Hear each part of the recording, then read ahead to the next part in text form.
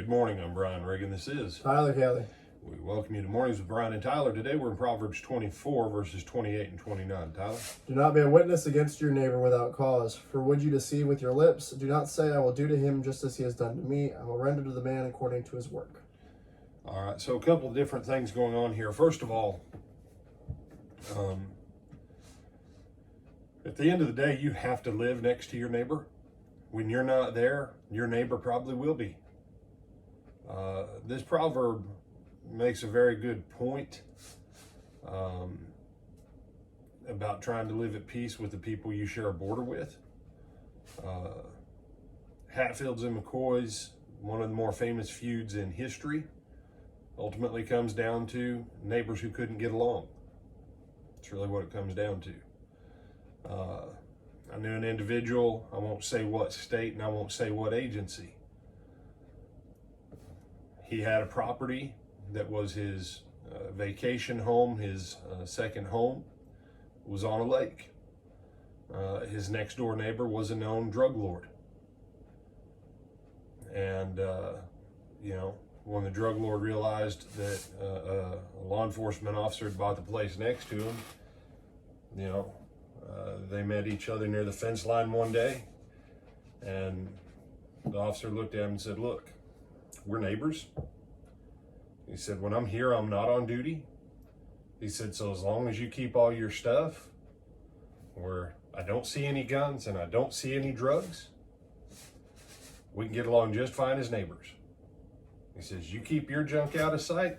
And he said, "And I'll keep my stuff out of sight."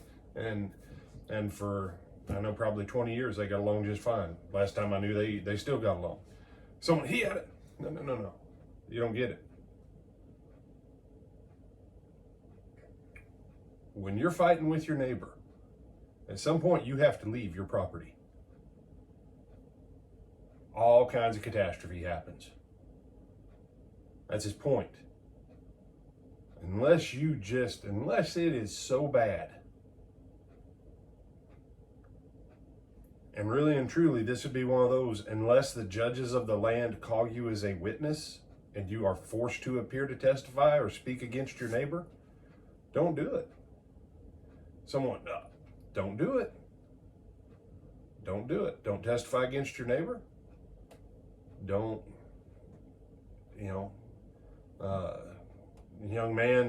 youngish man, whose dad was an attorney. He said one thing. He said, family doesn't sue family. He said, family doesn't take family to court. And his dad had been an attorney, and I thought about it and I thought, yeah, his dad, the same principle is this. Don't pick those fights. And that leads into the next point. Don't say, I'll do to others as they've done to me. I'll pay them back for what they've done. Now, Tyler and I don't technically share a border. We share a mutual center border.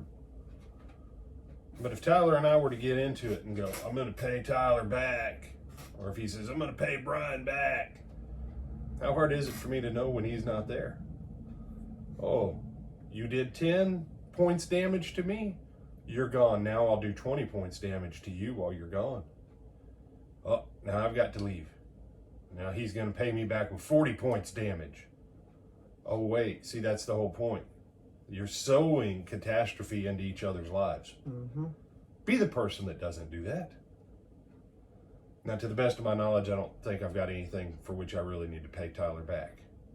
For the most part, our relationship's straightforward. We try not to, quote, owe each other, and we try our best to get along as brothers, as friends, and as co-laborers in the kingdom. Lest anybody watching go, huh. But point's still valid. When people know you're not around, so don't pick those fights. Any other thoughts? No, sir. All right. Encourage them to Like, comment, share, and subscribe. see you at lunch.